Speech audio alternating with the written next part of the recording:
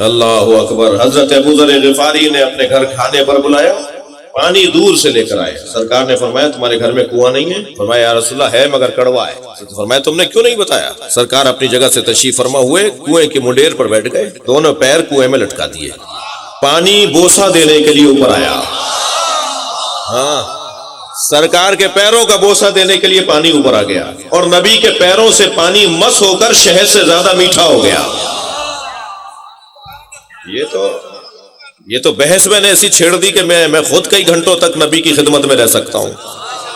اور اتنا طے ہے عزیزان گرامی, ہم سب کے لیے مشترکہ عظمت کا بیان, سرکار کی عظمت. مصطفیٰ سمجھ میں آ گئے تو خود بخود حسین سمجھ میں آ جائیں گے. میدان مباہلہ میں میرے مولا نبی نے مولا حسین کو گود میں لیا, مولا حسن کو انگلی پکڑائی. انگلی اسے پکڑائی جاتی ہے جس کے جانے کا خوف نہ ہو, ہاتھ اس کا پکڑا جاتا ہے جس کے جانے کا خوف ہو.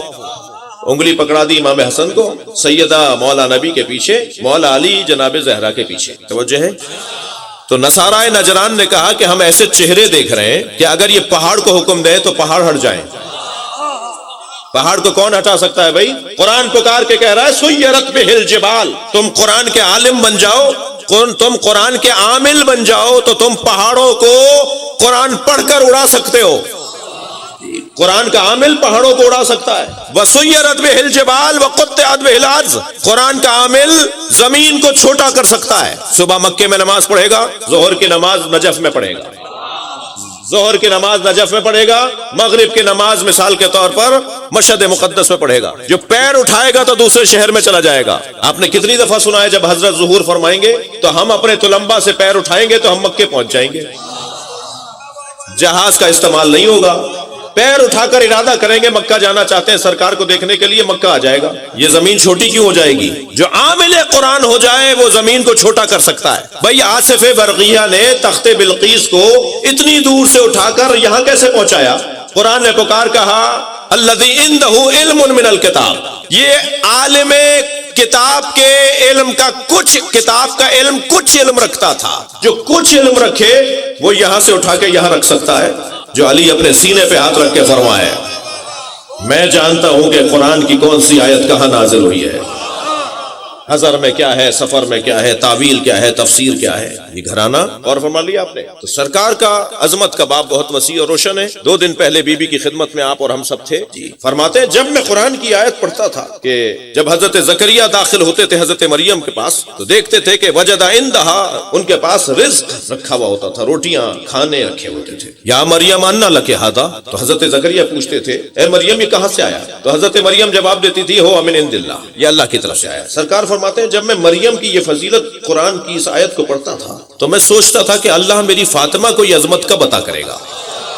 تو ایک دن ایسا بھی ہوا کہ مولا علی جنگ خیبر کی فتح کے موقع پر سب سے قیمتی لباس مولا علی کو دیا. میرے مولا نبی نے جو مال غنیمت کا تھا اس میں بڑے جواہرات لگے ہوئے تھے, بہت قیمتی لباس تھا, اور فرمایا یا علی یہ تمہارے لیے, تم نے محنت زیادہ کی ہے, تم نے جیتی ہے جنگ.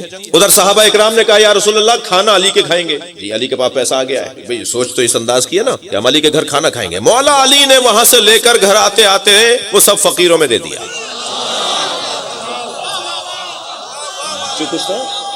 جو کچھ تھا.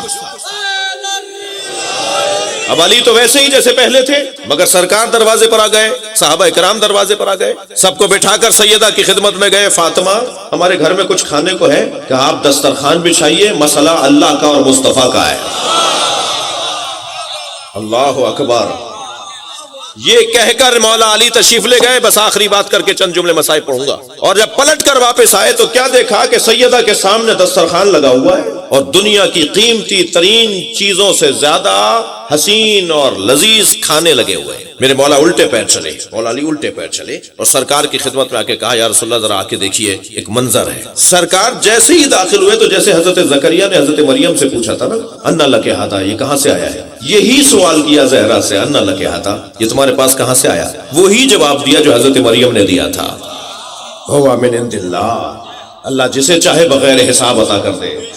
سرکار نے فوراً سجدے میں سر رکھ کر بتایا یا اللہ تو نے میری فاطمہ کو وہ عظمت عطا کر دی. عزیزان گرامی, پھر نبی نے فرمایا ہذہ جفنۃ التی یاکل منھا القائم. دیکھیے جنت کے کھانے آپ اور ہم انشاءاللہ جا کے کھائیں گے, انشاءاللہ بولیے. ہم اور آپ انشاءاللہ جنت کے کھانے جا کر کھائیں گے. جنت کے کھانوں کا بدن پہ اثر نہیں ہوگا. یا تو ابھی آپ پانی پیجئے، 1 گھنٹے بعد آپ کو کہیں جانا پڑے گا. کھانا کھائیے، 2 گھنٹے بعد آپ کو کہیں جانا پڑے گا. دنیا کی نعمتوں کے پیچھے زحمتیں ہیں، دنیاوی ہر نعمت کے پیچھے ایک زحمت ہے. لیکن جنت میں جو کھائیں گے وہ کھانا زحمت میں نہیں بدلے گا، وہ نعمت ہی رہے گا. ایسے ہی ہے. تو جنت کا کھانا نہ ہمیں بوڑھا کرے گا، نہ ہمارے بال سفید کرے گا، نہ ہمارے پر جھریاں آئیں گی، نہ ہمیں کمزوری اور بیماری لگے گی. جنت کا کھانا ہے. اب دسترخوان جناب زہرا کے سامنے بچھا ہوا ہے. تھک کر نہیں سنیں گے، شاید یہ نئی بات ہو کسی بچے کے لیے. سیدہ کے سامنے دسترخوان بچھا ہوا ہے. سرکار فرماتے ہیں ہذہ جفنۃ التی یاکل منھا القائم. یہ وہی دسترخوان ہے جس سے ہمارا مہدی کھانا کھا کر بوڑھا نہیں ہوگا.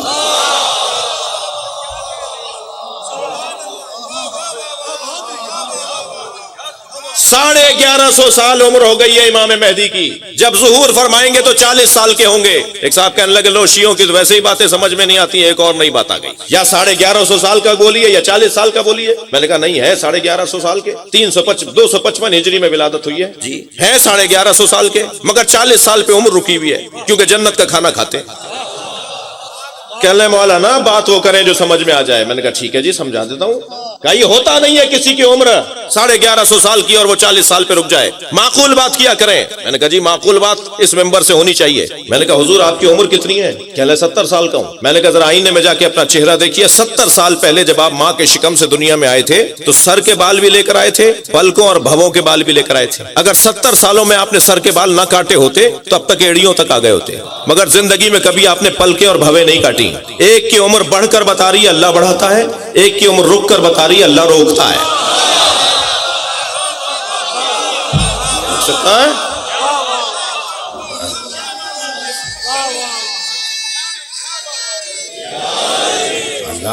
اللہ بھائی اللہ کا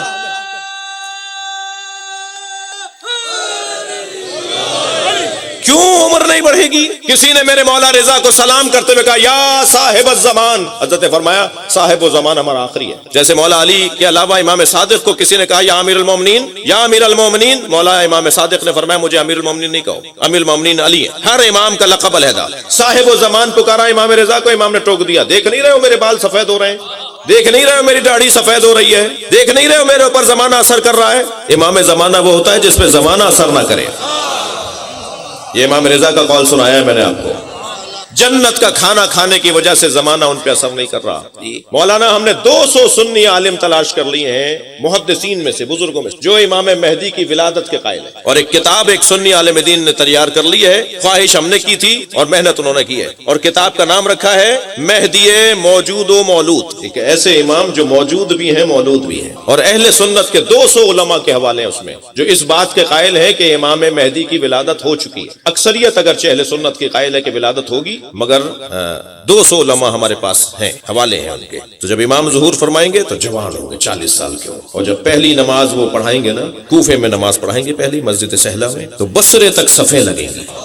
تاریخ ابدیت کی سب سے بڑی جماعت ہوگی اور امام مہدی ان کے پیچھے نماز پڑھیں گے. تکبیر امام مہدی کہیں گے، اقامت امام مہدی کہیں گے، بالکل پیچھے ان کے کھڑے ہوں. ساری دنیا کی مسیحیت امام مہدی کی وجہ سے اسلام میں داخل ہو جائے گی. کوئی دنیا میں مسیحی باقی نہیں رہے گا. سب کو اللہ مسلمان کر کے پھر بارڈر نہیں ہوں گے، پاسپورٹ نہیں ہوں گے، ویزے نہیں ہوں گے. ایک ہی مملکت ہوگی جس کی سربراہی اہل بیت کے پاس ہوگی. سب امام مہدی کو مانتے ہیں، سنی شیعہ سب مانتے ہیں. بس موٹا فرق یہ ہے کہ میرے بھائی کہتے ہیں ولادت ہوگی، ہم کہتے ہیں ولادت ہو چکی. اور 200 نام میں آپ کو بتا رہا ہوں کہ ہم کتاب تیار کر رہے ہیں، انشاءاللہ آپ تک پہنچے گی. حوالے ہیں اس میں کہ اہل سنت کے علماء کہتے ہیں کہ جو دو کہ ولادت ہو چکی ہے. زمانہ حجت خدا سے خالی نہیں رہ سکتا. زمین اپنے اہل کو کھا جائے گی اگر حجت خدا نہ ہو. یہ زمین کا ٹھہرا رہنا بتا رہا ہے کہ اس کے اوپر اس کا وارث موجود ہے، اس کو سنبھالنے والا موجود. میں اور آپ خوش قسمت ہیں کہ ہم اہل بیت سے محبت کرتے ہیں. ایمان مکمل ہی نہیں ہے جب تک کہ اہل بیت سے محبت نہ ہو. اور اہل بیت کی زندگیاں ہمارے لیے آئیڈیل زندگی. ہم میں سے ہر ایک کی اپنی اپنی کربلا ہے. جو میں کہنا چاہ رہا ہوں وہی سمجھیں، اللہ کرے میری بات. ہم میں سے ہر ایک کی کربلا ہے، ہر ایک کا امتحان ہے، ہر ایک کی آزمائش ہے، ہر ایک کی مشکلات ہیں، ہر ایک کی پریشانیاں ہیں. مگر کربلا حسین سے بڑھ کر کسی کی کربلا نہیں ہے. لہذا ہر شخص کربلائے حسین کو ذہن میں رکھ کر اپنی اپنی کربلا کو سنوارے، اپنا گھوڑا کہیں روکے۔ مصیبتوں کو مول لینے والا حسینی ہوتا ہے، مصیبتوں سے بھاگنے والا حسینی نہیں ہوتا۔ پریشانیوں کو مول لینا یہ امام حسین کے چاہنے والوں کی نشانی ہے۔